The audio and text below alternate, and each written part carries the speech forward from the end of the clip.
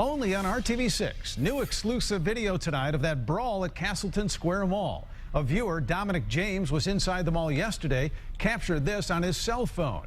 This is just inside the mall outside of Macy's. You can see several fights breaking out, people running and falling to the ground, and then the crowd is thick with teenagers. At one point, you can see what appears to be a law enforcement officer right there tackling somebody in the background.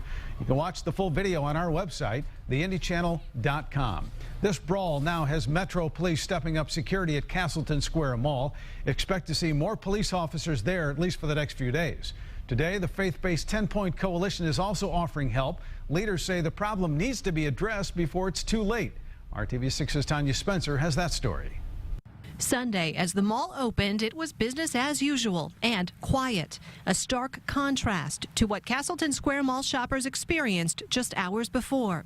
Just before 8 o'clock Saturday night, a huge fight broke out inside the mall. The crowd of teens was ushered outside by police, where smaller fights continued outside the AMC Theater.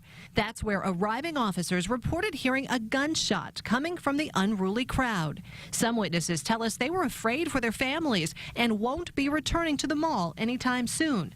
Others say they won't let this scary incident stop them. I mean, it's Sunday morning, so I like to think that the younger kids probably won't be here today. Parents need to take care of their kids. That's what it comes down to. Parents need to be more responsible and socially conscious about where their kids are at. Reverend Charles Harrison with the 10-Point Coalition tells us his group has reached out to Simon Malls before, specifically about preventing a scene at Castleton like the one that happened last night. He suggested the mall stop allowing young teens into the mall after certain hours on the weekends without adult supervision. He says it's time to take action. Our concern is we deal with these kids on an everyday basis. Too many of these kids are carrying guns, and they will discharge those weapons anywhere if a conflict occurs and fights break out. So, we don't want to happen inside the mall. We don't want to happen on mall property, but we really have to address this problem. These places now have become the hangouts for some of the wrong kind of youth who are there only to cause trouble, and we have to address this before someone gets killed. Tanya Spencer, RTV6.